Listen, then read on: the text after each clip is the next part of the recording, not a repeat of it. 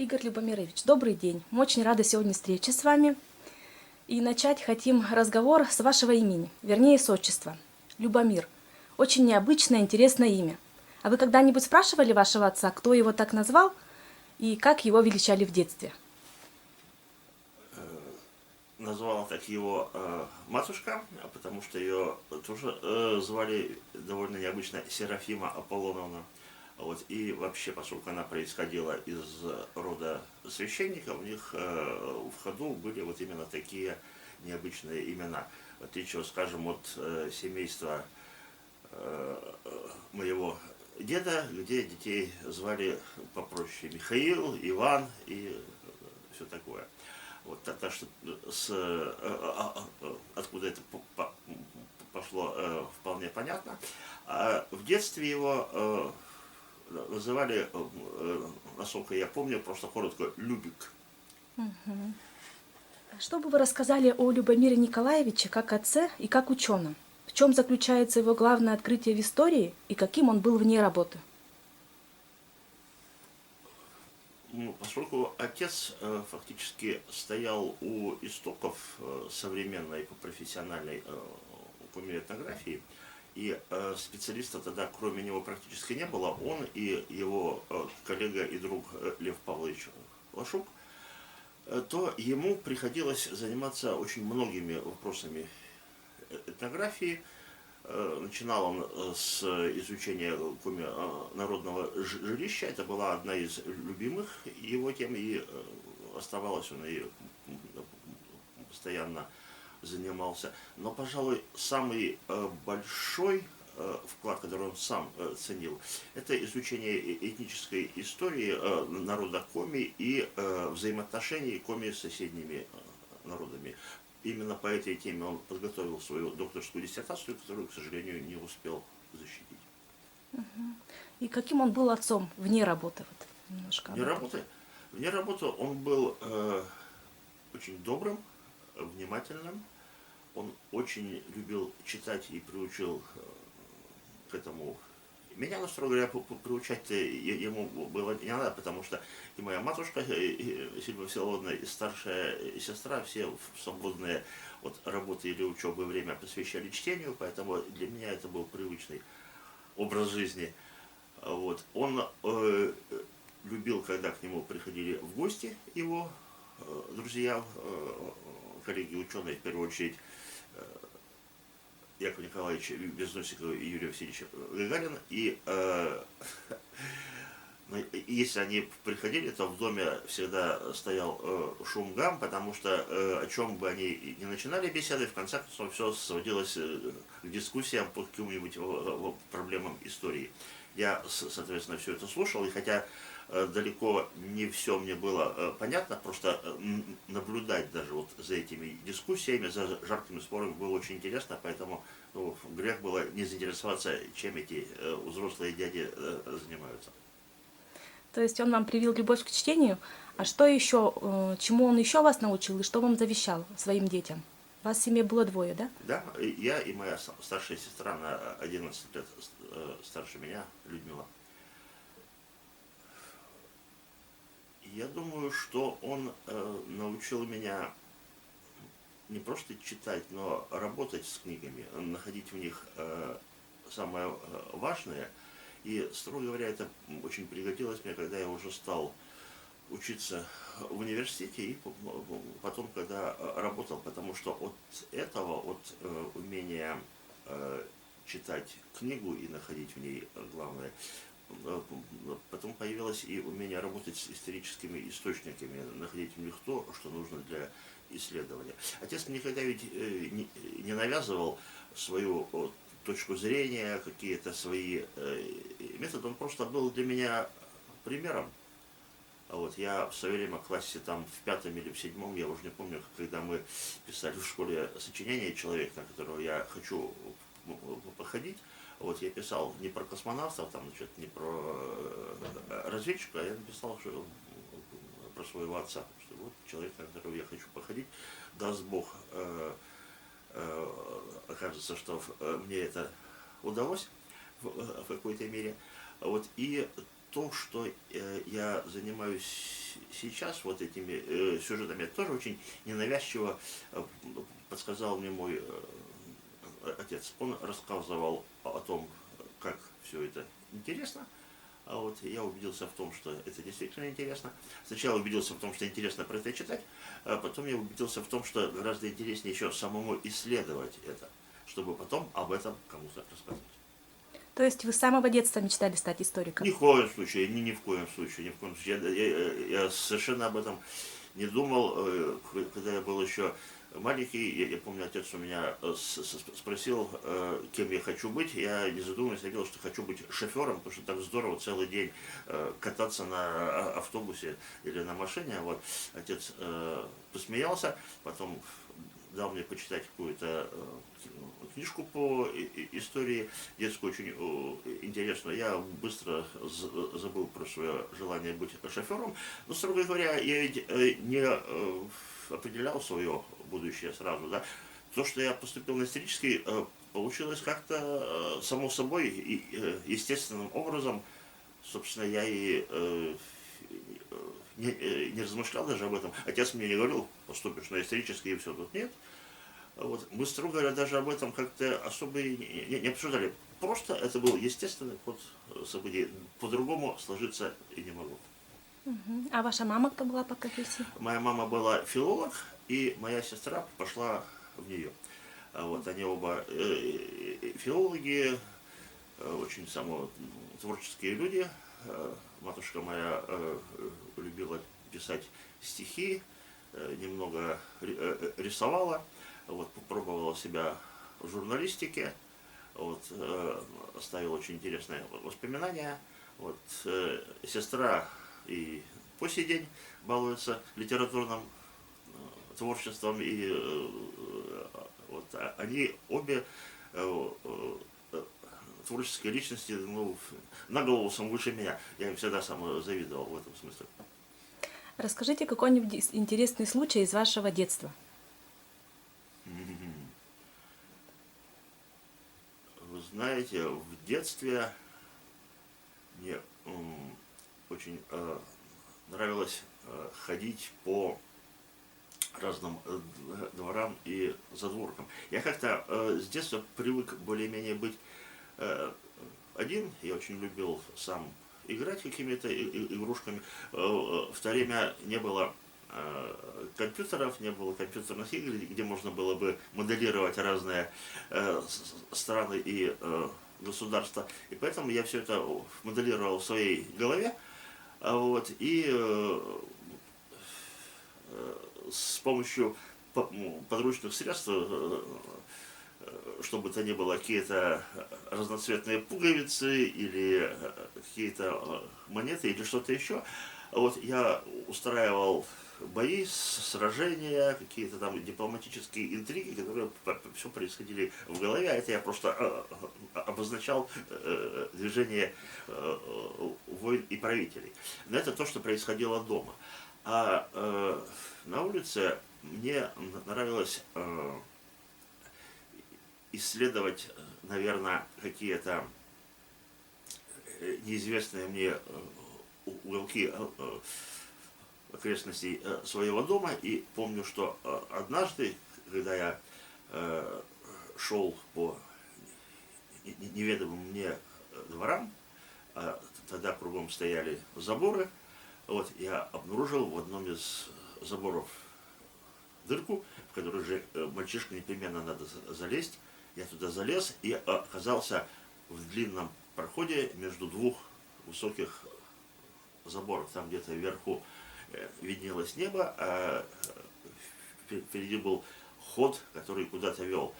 И я с замиранием сердца решил по нему пройти. Мне было, не знаю, лет, наверное, 10, может быть, 11. Я шел, мне казалось, я очень долго шел, я не знал, что будет в конце, что там, какие опасности меня подстерегают и все прочее. Тем не менее, я мужественно прошел его весь, вышел чуть ли не на другом конце квартала, и после этого очень быстро, наверное, отправился домой, но еще долго вспоминал вот это свое таинственное путешествие по загадочному подземному ходу. тоже, вероятно, все это в моей голове как-то связывалось с тайными проходами в старинных замках и в чем-то еще. Мне вообще очень было всегда в детстве жалко, что у нас вот нет каких-то дворцов, на которые я мог бы смотреть, поэтому я часто приходил к водонапорной башне, которая вот не такая белая и симпатичная, как сейчас, а была тогда из красного кирпича, и она мне казалась остатком последней башни какого-то, когда некогда стоявшего здесь разрушенного замка. Я приходил к ней, смотрел на нее и воображал, что могло бы здесь происходить. Вот такие дела. Очень интересно. А был ли у вас в детстве питомец? И есть ли у вас сейчас домашние питомцы в настоящее время? В детстве как-то у нас с питомцами не очень везло. У нас была собачка, вот, но она, к сожалению, потерялась это в далеком детстве. А вот уже в более взрослом виде, значит, да, у нас был кот, вот, звали его Боярин, он прожил с нами 24 года. Вот, и после него мы котов уже решили не брать, по крайней мере, самый сейчас, потому что очень тяжело было с ним расставаться. Он был практически членом нашей семьи, и, как говорят мои дети, этот кот нас вырастил. Вот. Дети, когда повзрослели, они завели собачку сначала одну, потом другую. Но это уже больше их питомцы, чем мои, а вот кот Боярин, да, это легенда нашей семьи, вот, и даже все наши друзья, еще студенческие, с которыми мы, скажем, после университета долгое время не виделись, один из первых вопросов, которые задавали: как там кот, жив ли? Вот так вот. Удается ли вам заниматься спортом? Занимаетесь ли вы спортом? И как проводите Нет. свободное время? Нет, спортом я никогда в жизни не занимался, кроме уроков физкультуры. Вот, у меня по физкультуре это была тройка. Вот. Единственным видом спорта, если его можно, конечно, к нему отнести, это бильярд. Вот, у нас дома был бильярд, сам отец еще его завел. Вот, и мы азартно играли сначала с ним, а потом с моими школьными друзьями. Поскольку тогда в домах бильярд был в диковинку, то у нас обычно всегда была достаточно шумная компания, вот, и мы там этими шариками азартно стучали. И второй вид спорта, сейчас как говорят, да, что есть вот спортивный бридж, да, игра в карты. Вот, вот мы тоже в карты играли, правда, не в спортивное. Вот, но нам очень это нравилось. Мы сейчас еще время от времени, когда удается с теми же самыми моими школьными друзьями, мы собираемся, играем в преферанс, что-то вспоминаем, что-то рассказываем новое. Вот такие у нас были развлечения. А вообще лучше всего в свое время было сесть где-нибудь в уголке с книжкой, с интересной, почитать ее, особенно во времена книжного дефицита, когда удавалось где-то приобрести или хотя бы взять, почитать какую-то новую книжку, вот оно было счастье. А как вы сейчас проводите свое свободное от работы время, если, конечно, оно у вас есть? Значит, получается так, что свободное от работы время, если иметь в виду свободное от работы время, время за пределами института и за пределами моих обязанностей, вот, я с большим удовольствием работаю. Вот, большую часть своих работ в последнее время я писал именно дома, особенно ночью. Хорошо, так вот где-нибудь часиков до 5 до 6 утра посидишь, потом с удовольствием идешь спать. Утром просыпаешься с мыслью: черт, не дописал, не то написал, исправляешь и так далее. Вот, пожалуй, что. А так, конечно, когда есть возможность, читаю. Сейчас очень нравится, что можно смотреть всякие разные фильмы. Вот, мои приятели надо мной смеются, говорят: зачем ты смотришь вот эти все детективы, они же глупые. Я говорю: зато у меня голова отдыхает. Вот это голова совершенно пустая, там что-то происходит.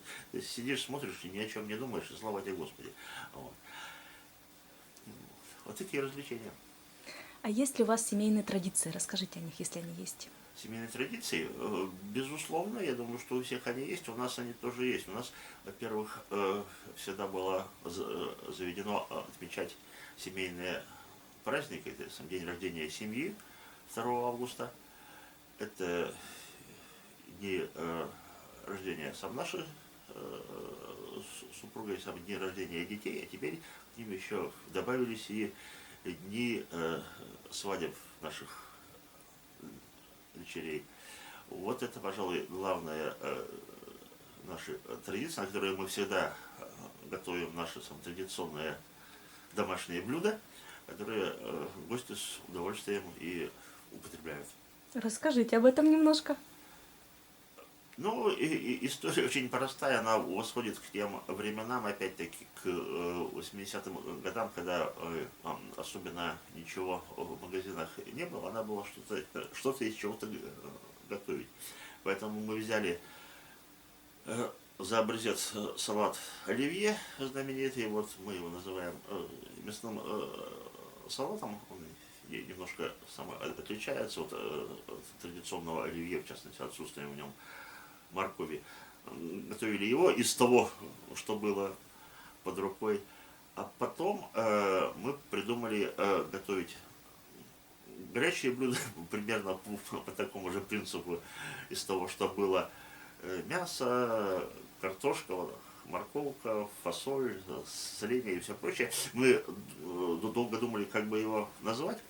Изучали кулинарную книгу, потому что кулинарная книга, как раз в то время, когда продукты окончательно исчезли из продажи, в продаже появились кулинарные книги. Но, видимо, как-то да, одно другого нужно было чем-то заменить. И вот мы эти кулинарные книги приобретали и читали, и нашли какое-то подобие этого блюда, которое называлось азу. С тех пор мы его так и называем. Я даже однажды его готовил на телевидении в передаче «Неполитическая кухня». Вот. И вот уже, да, уже, смотрите-ка, 35 примерно лет, как мы эти блюда регулярно готовим. И, кстати, они нам все еще не надоели.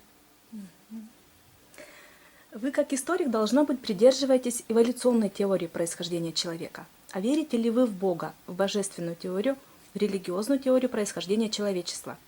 К слову, по одной из версий, значение вашего имени Игорь трактуется как охраняющий имя Бога. Все, что связано с Богом, вещь сложная. Как говаривал один мудрый человек, все люди верят. Одни верят в то, что Бог есть, другие верят в то, что Бога нет. А вот я не отношусь к пламенным атеистам, но я и не отношусь к людям воцеркленным. Вот я заметил за собой, я об этом никогда не задумывался, что в какие-то сложные моменты, моменты, связанные с какой-то с потерей, с грустью, с чего-то, я сам инстинктивно крещусь. Возможно, даже неправильно. Не потому, что я христианин, а потому, что это, видимо, у нас сидит где-то глубоко, так же, как у народов, так сказать, исламской традиции есть свои традиции, самые связанные с мусульманством, так и у народов христианской традиции тоже эти традиции, перешедшие, может быть, даже просто уже в привычку, они сам тоже есть. Вот, поэтому я никогда не задумывался о вещах, так сказать, откуда что взялось, потому что на этот вопрос просто нет ответа. Я думаю, что и не будет никогда, а думать о вещах, зная, что ответа на них не будет, это не в традициях ученого. Вот. Я когда над чем-то размышляю, да даже когда мне сам делать нечего, когда не спится, я начинаю рассуждать о смысле некоторых слов. Это, видимо, вот в наследство от моей самой матушки-филолога. Чем отличается, скажем, смелость от храбрости и так далее. Такая самозарядка для ума. Что касается имени, да, и я знаю, что оно происходит, да, вот имеет вот это значение, примерно, может быть, не обязательно охраняющий имя Бога, но да, такой хранитель, охранник, гвардеец, да, Игорь, гард, гвард, вот эти все слова имеют какое-то общее происхождение. Мне хотелось бы верить, что мое имя помогло мне сохранить те традиции исследователя, которые мне, я думаю, хотел бы завещать мой отец. Следующий видеовопрос. Сейчас я вам воспроизведу. Смотрю я на эти фотографии и вижу явное сходство со стариком Хоттабычем. Игорь Любомирович, вы занимаетесь антропологией, историей коми с древнейших времен. Наверняка знаете всю свою родословную. Не течет ли у вас кровь предков старика Хоттабыча, сила которого концентрировалась в его известной бороде? Вы свои силы и знания на написание трудов тоже черпаете из бороды?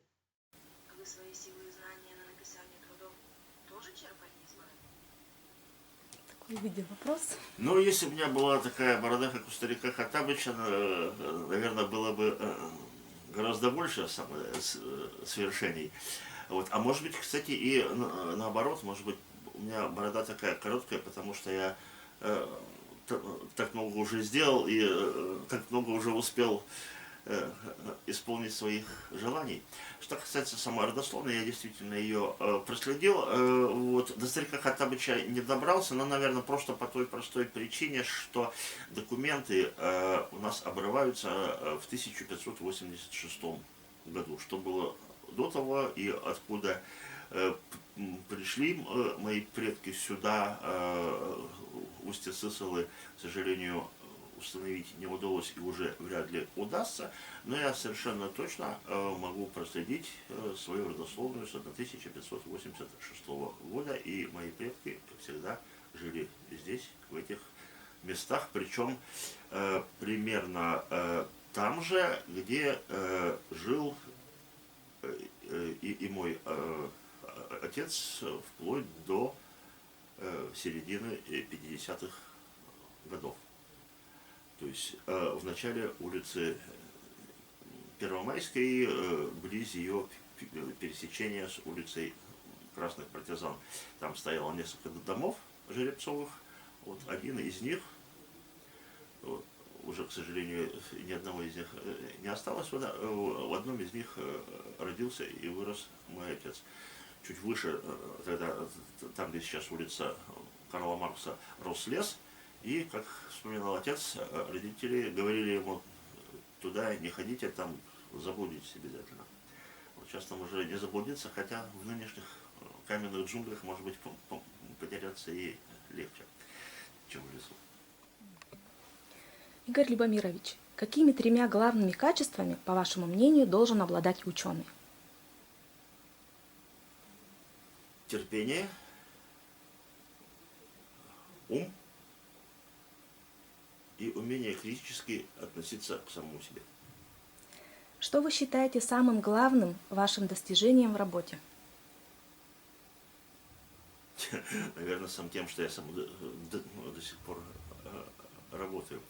Вот. А нет, на самом деле, конечно, если серьезно, то самое серьезное научное достижение, я думаю, это моя, конечно, докторская диссертация, поскольку там мне удалось обобщить, наверное, все, чем я занимался на протяжении первых 15 лет своей научной карьеры.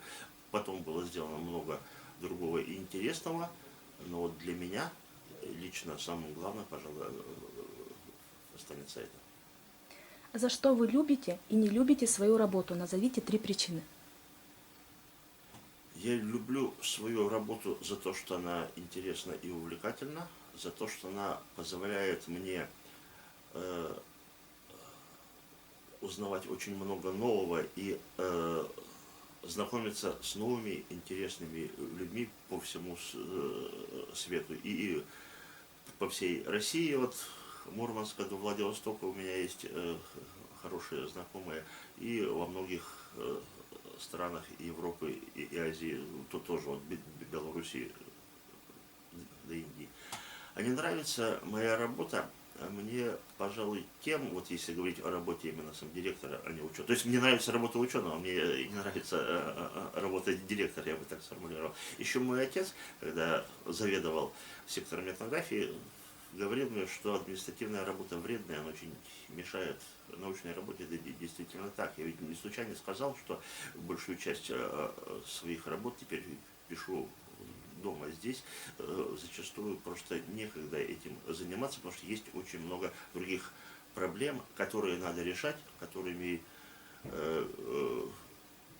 которых не должно быть, и надо делать так, чтобы эти проблемы не возникали. Но, к сожалению, это вот такой перманентный процесс борьбы за то, чтобы остальные наши ученые могли работать спокойно и не задумываться о том, что там думает вышестоящее начальство, значит, протекает где-то крыша, когда сделают крыльцо и прочее, прочее, прочее. Можете ли вы описать момент, когда ваша работа была подвергнута критике? Были ли вы с ней согласны? Безусловно. Во-первых, это нормально, потому что мы все свои основные работы всегда обсуждаем и на заседаниях наших научных подразделений, на заседаниях ученого совета, и всегда находятся замечания, потому что если человек с интересом читает твою работу, он всегда найдет то, как можно сделать ее еще лучше. Вообще этот процесс, конечно, бесконечный, но тем не менее вот эти добрые советы, они всегда помогают. И такое, безусловно, было, и, наверное, бывает и каждый раз, и будет в будущем. А вот что касается серьезной критики, да, был случай, правда, это касалось не научной работы, а публикации в газете. Вот это был, да, и бог памяти, 90-е годы, то есть еще при советской власти. Вот. И я тогда опубликовал в газете, по-моему, это был первый пробный тогда еще номер газеты «Республика», который делали Саша Зеленский и Женя Хлыбов. И там была опубликована моя статья по поводу советской власти в Коми, как она устанавливалась, какая там шла борьба и все такое прочее. И, в общем, она была написана абсолютно в разрез с той старой тенденцией, в которой все эти события раньше описывались. Да? То есть вся власть советом, ура, да здравствует, у меня было написано, что не так все было хорошо, и все не так-то относились. И вот по поводу этой статьи, да, наши старшие коллеги, историки, значит, потребовали от директора собрать заседание ученого совета, эту статью обсудить, что да как, вот. Вот это была статья, и была еще статья в «Молодежи Севера» с отдела Зырянского представительства. Вот две эти такие, ну, скандальные, условно говоря, публикации по тем временам. Дело Зырянского представительства даже вышло немножко раньше. И вот тогда историки сурово высказывались, да как же так, да все же, и почему типа с нами не посоветовался. Анатолий Дмитриевич Напалков, наш директор, надо отдать ему должное, как всегда, был на высоте, он дал всем высказаться, потом сказал, ну что вы хотите, вот характер у него такой, поэтому и не посоветовался, высказал свое мнение, а вы можете высказать свое. Тем, собственно говоря, дело и закончилось. Никаких оргвыводов не последовало, но сама по всей история была. Какие-то коллеги, значит, которые присутствовали там, выступили в мою защиту, как Михаил Борисович Рогачев, например, кто-то, значит, критиковал. Мы потом с ними, с этими оппонентами, конечно, помирились. Вот, чем хороша, нормальная, так сказать, научная семья. условно говоря, потому что институт это всегда большая семья. Мы дискутируем за столом, вот именно в этот момент. Мы можем там высказывать абсолютно нелицеприятные оценки другу. Потом, когда все это проходит, мы мило беседуем, обсуждаем уже и вот с теми коллегами старшими, да, которые меня там критиковали, у нас потом всегда были прекрасные отношения, потому что мы знали, что мы изложили свои научные точки зрения, абсолютно полярные, но научное отличного мы всегда умели отделять, дай бог. Какую норму, правила поведения, традицию вы ввели в ИАЛИ, став директором института? Ну, слава богу, мне ничего вводить не требовалось, в принципе, потому что у нас очень хорошая преемственность всегда наблюдалась вот в последние годы уже, так сказать, в новую послесоветскую историю, что при Анатолии Дмитриевиче Напалкове, что при Александре Францовиче Сметанине, что при мне.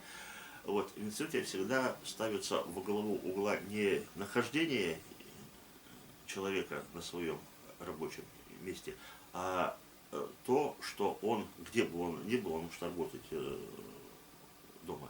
Главное, чтобы он показывал свои научные результаты. Нам в этом, гуманитариям в этом смысле проще, потому что нам не нужны приборы, на которых проводить эксперименты. Слава богу, что историки не проводят сам эксперименты с историей, это сам черт бы что получил.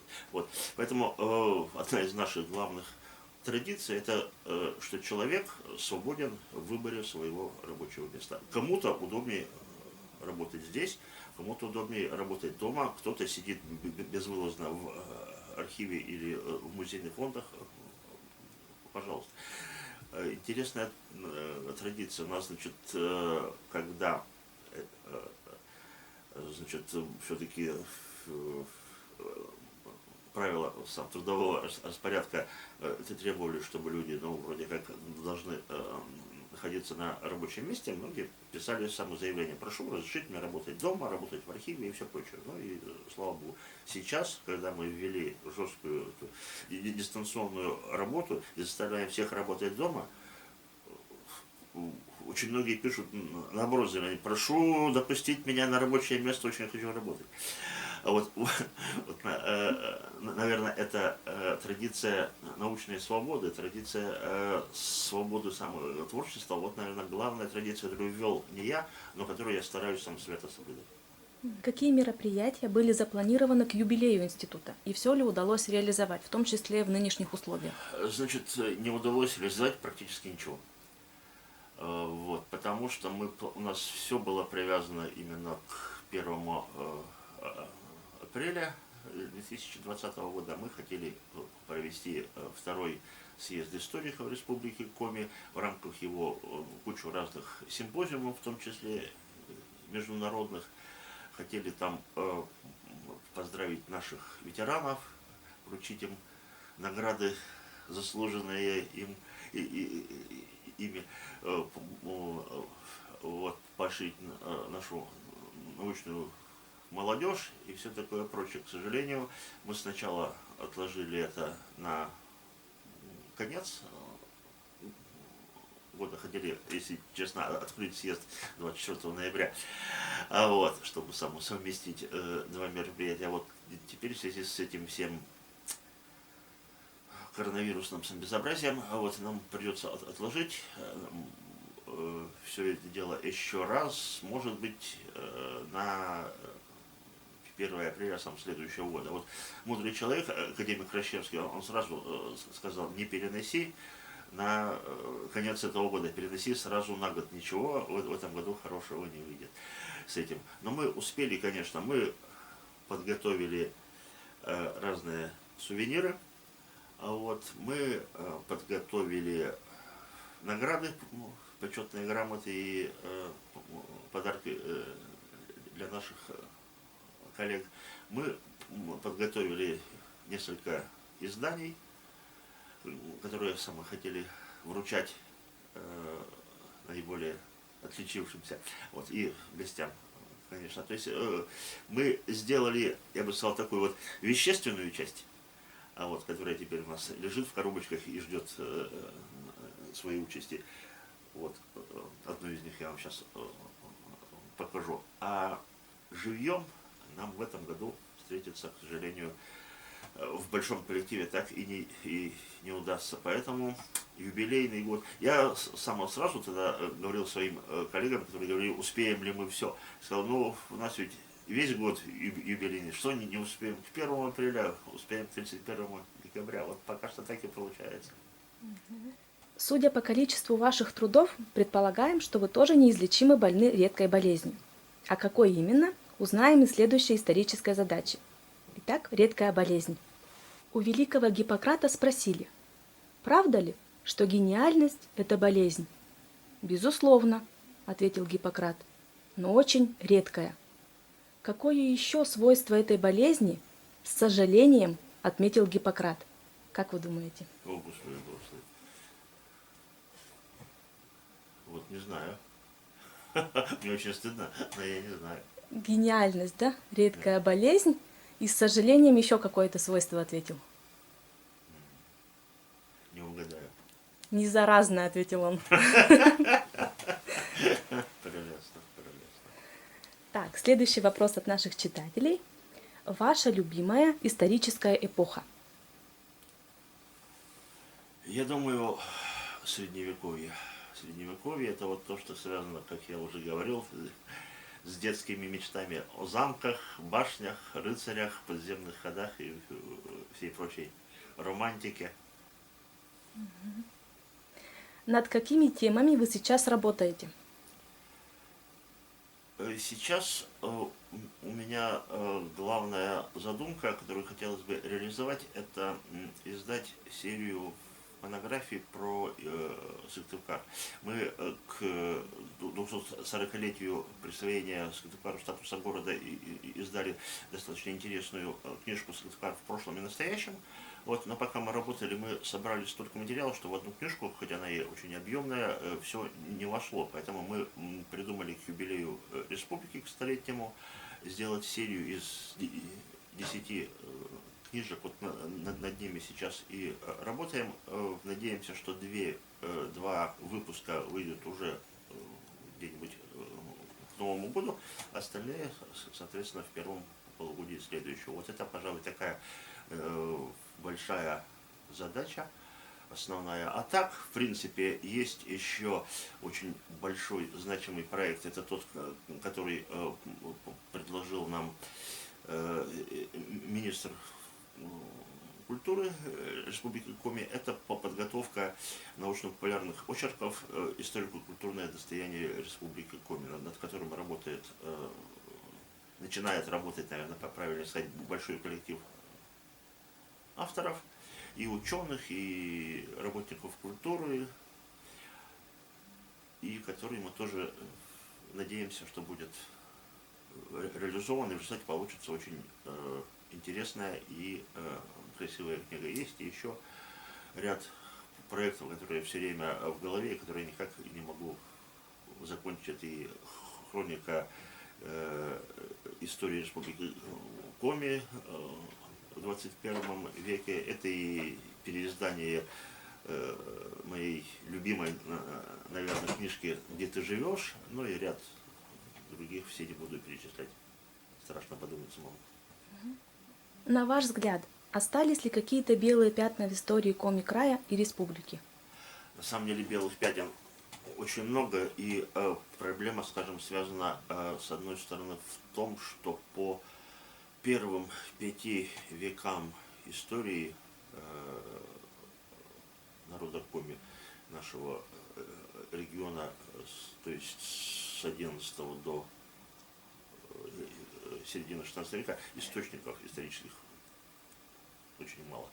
Если бы удалось найти в архивах какие-то документы по этому периоду, это было вот историческое открытие, равное тому, который в конце 20-х годов сделал Павел Доронин, когда нашел в Чукотскую выпускую летопись. Но, к сожалению, мне при работе в архивах ничего такого в свое время найти не удалось. Я, правда, и интересовался это чуть более поздним временем, но вот я думаю, что, может быть, молодое поколение историков что-то найдет. Есть и немало неизученных сюжетов и по более позднему времени, естественно, но там речь идет не столько о белых пятнах, сколько о том, что изучение каких-то сюжетов просто намечено пунктиром. Что-то изучено подробно, о чем-то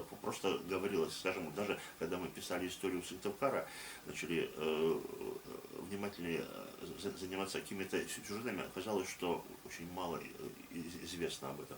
Есть люди очень интересные, которых мы, к сожалению, в их биографии очень мало знаем, потому что в свое время, к сожалению, интересовались только в основном борцами за советскую власть, да самыми секретарями обкома партии, да и то сам, если они сами не были репрессированы. Вот. И есть еще некоторые сюжеты, которые в свое время оказались, ну, неважными, да, такие как вот повседневная жизнь человека. Мы знаем, сколько колхозы давали зерна, молока, мяса, а как жил в 20-е годы крестьянин, как жил в 30-е годы колхозник, какой был распорядок его дня, мы этим, к сожалению, специально не занимались, и только вот в последние годы начинаем этим заниматься. У нас есть серия изданий «Повседневная жизнь». Вот там мы стараемся показать вот эту вот повседневную жизнь деревни и города в различные периоды времени, но этим тоже надо заниматься самоспециально, а не так, как мы от случая к случаю. Есть ли у вас любимое место в Сыктывкаре, связанное с его историей? Любимое место в Сыктывкаре, связанное с его историей, да, пожалуй, что вот улица Советская и улица Кирова, вот эти две улицы, которые я очень люблю, по которым я гулял еще в раннем детстве, сам держась за руку папы с мамой, сестры или няни. Вот. И эти детские впечатления от больших деревьев, от высокого, очень далекого синего неба, они навсегда остались в моей памяти.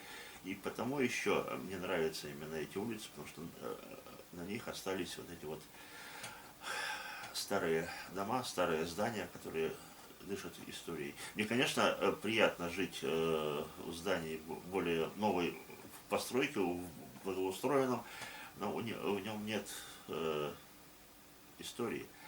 Вот. Я живу в доме, который был построен на месте городского молочного завода, поэтому само место для меня историю эту хранит, но вот дом, к сожалению, он уже теперь хранит только тепло живущих в нем людей, но истории в нем нет. 2020 год объявлен президентом Годом памяти и славы. Учрежден он в целях сохранения исторической памяти и вознаменования 75-летия Победы в Великой Отечественной войне.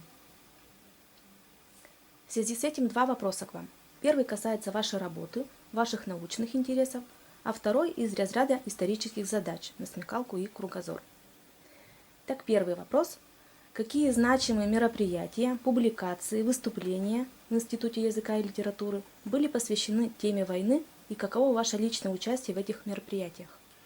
Ну, тут, видите, опять же, вмешался зловредный коронавирус, поэтому мы не смогли провести симпозиум, который мы планировали посвятить истории Великой Отечественной войны и участию в нем нашей самой республики и ее жителей. Но нам удалось включить вот в книгу про историю Сыктывкара большой сюжет о Сыктывкаре в годы войны и о подвигах сыктывкарцев на фронтах. И сейчас мы как раз завершаем подготовку к изданию вот книги из той серии, про которую я вам говорил, Сыктывкар в годы Великой Отечественной войны, она как раз была приурочена к 75-летию Победы. Мне кажется, книга получается очень интересная, насыщенная фактическим материалами. Она не только научная, но я думаю, что будет интересна и достаточно широким кругам читателей. Ну и следующий вопрос. Историческая задача «Что это?». Сейчас она несправедливо считается символом зла. В США и Великобритании лет 100 назад она украшала тысячи ювелирных изделий, латунных пуговиц, почтовых открыток. Покупатели таковых были уверены, что она состоит из света, из жизни, из любви и удачи. О чем идет речь? И Господи благословив. А давайте мы этот вопрос зададим нашим слушателям, читателям. Пусть они ответят на этот вопрос. Пусть на этот вопрос отвечают наши, конечно, На слушатели. варежках Коми народа она была все время изображена. И я помню, что моего батюшку вызвал первый директор Николай Игоревич Рочев и, потрясая каким-то там сборниками этнографов, где была эта картинка, что это за пакость попала на страницы наших книг. Батюшка пришлось ему долго объяснять, что это все это, да, солярные знаки и все прочее.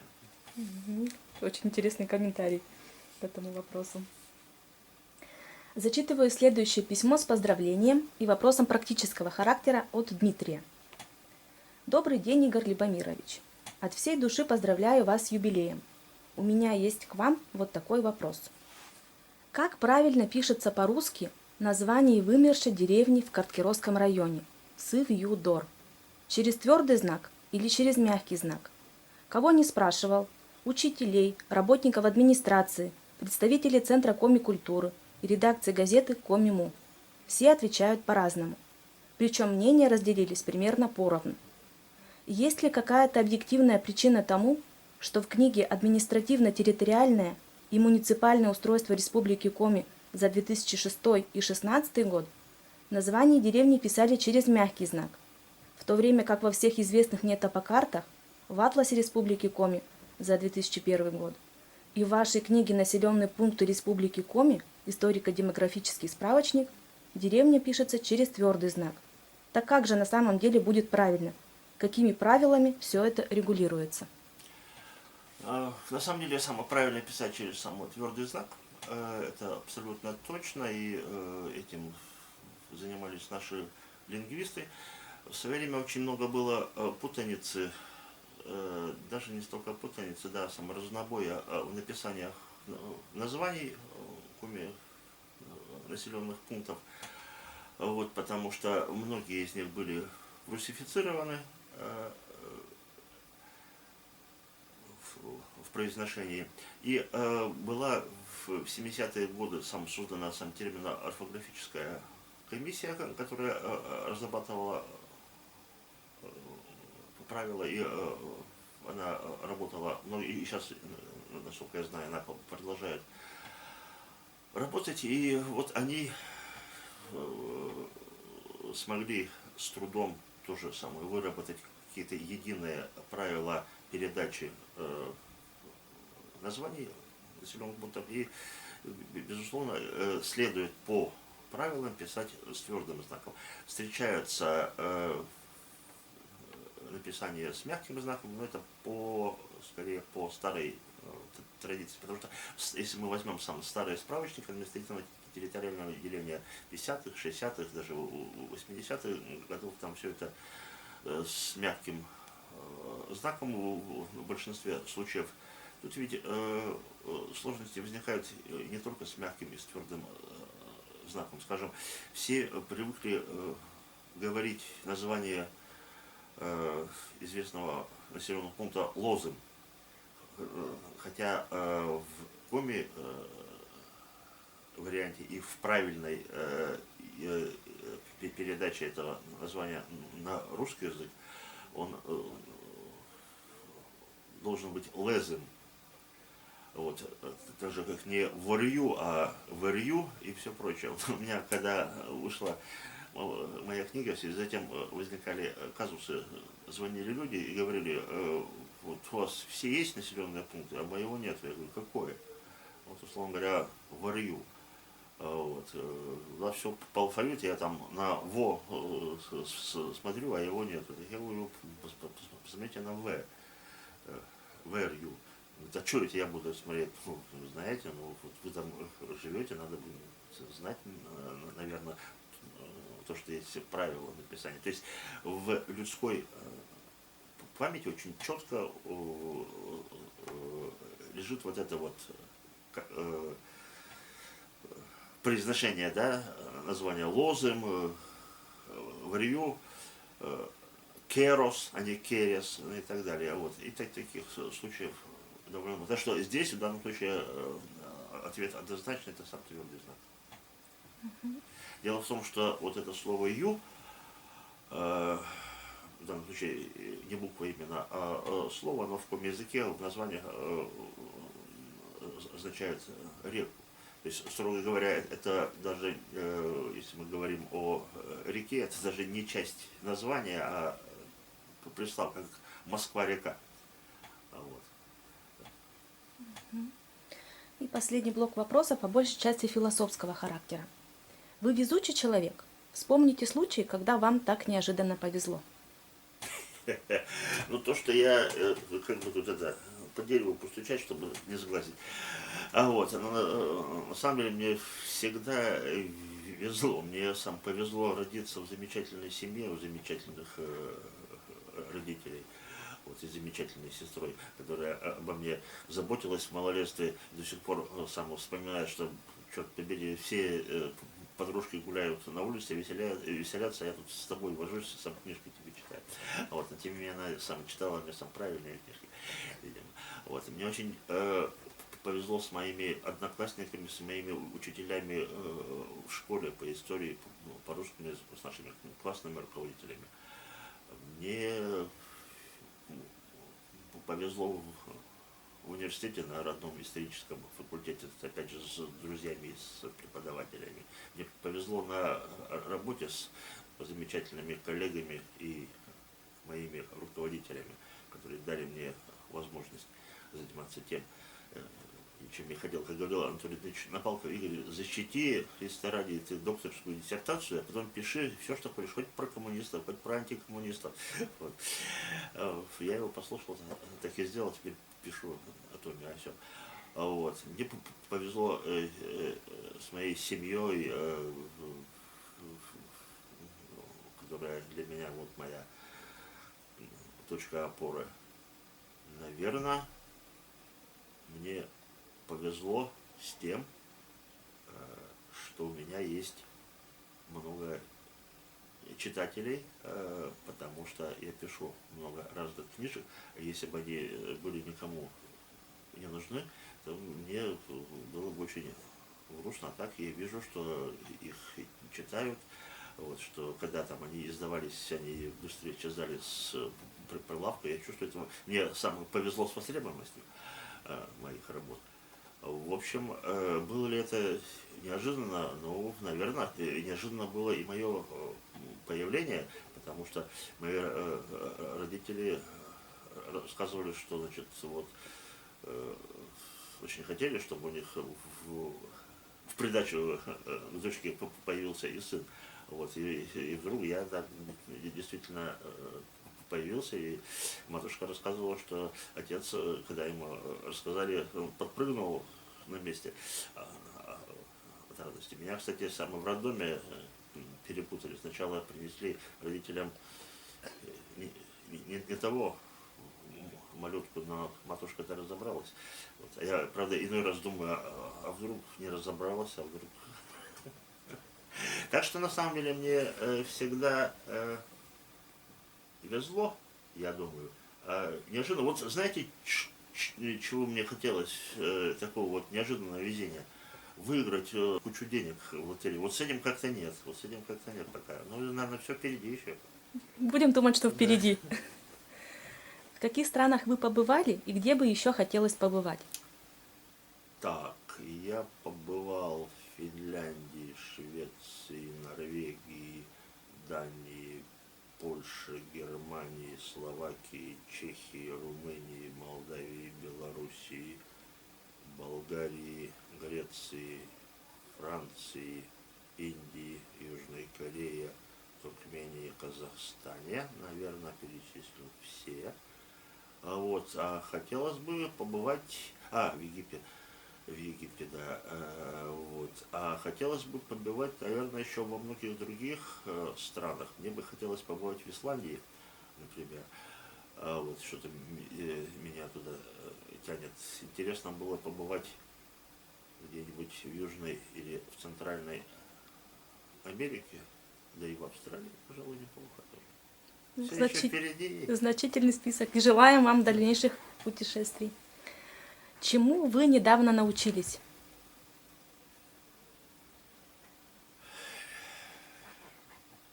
Наверное, недавно я научился умению ждать, ждать, когда событие произойдет. Мне всегда хотелось, чтобы все происходило быстрее. Ожидание всегда меня угнетало, выводило из себя. А вот в последний год я понял, что умение ждать, когда что-то произойдет или что-то пройдет, это тоже очень важно. Но я думаю, что это умение приходит именно с годами. Слава Богу, если к моему 60-летию я наконец-то научился относительно спокойно ждать. Хотя по-прежнему иногда бесит, когда что-то не делается. А как вы относитесь к современным технологиям, к современным гаджетам, технике к современной? Я даже слов таких не знаю. Для меня самый современный телефон до сих пор вот такой. Тут есть кнопочка, и по нему можно звонить. Это все, что от меня требуется. Мне на день рождения тут уже коллеги подарили что-то продвинутое, страшно. Я пока научился вот так вот открывать его. Но обещали научить, наверное, научат, как говорил мой батюшка, заяц, ежели его бить, научится спичкой зажигать. Я надеюсь, меня если бить, конечно, не будут, но, может быть, освоят уже гаджет. Хорошо. Если бы сейчас изобрели машину времени, с какой исторической личностью вы бы хотели встретиться? Мне было бы, наверное, интересно встретиться с кем-то из наших исторических личностей. Я думаю, что, наверное, с Дмитрием Батьевым, с отцом Коми автономии. Я много о нем в свое время размышлял, о его жизни очень непростой, его очень непростых и не всегда правильных, но всегда очень броских идеях. И мне очень хотелось с ним поговорить и обсудить какие-то вещи. Зачем он хотел присоединить к Коми республике Шпицберген, например. Зачем он придумал создать на Ухте концентрационный лагерь для врагов советской власти, и так далее. Хотели бы вы знать, что вас ожидает в будущем? Нет. Я думаю, что будущее полно сюрпризов, а сюрприз, о котором знаешь, уже не сюрприз. Скатерть-самобранка, сапоги-скороходы, шапка-невидимка. Что выбираете? Самобранка, конечно. В детстве я бы выбрал либо шапку, либо сапоги. Сейчас я понимаю, что спешить уже некуда, а от всевидящих глаз общества все равно не скрыться, а скатерть-самобранка всегда пригодится, тем более, что друзей у меня много, и я их люблю. Закончите предложение. Жизнь – это, наука – это, история – это. Жизнь – это наука, наука – это жизнь. История – это то, что никого ничему никогда не учит. Огромное спасибо, Игорь Любомирович, за такое интересное интервью. Желаем вам дальнейших творческих успехов, научных открытий, здоровья и семейного благополучия. Спасибо.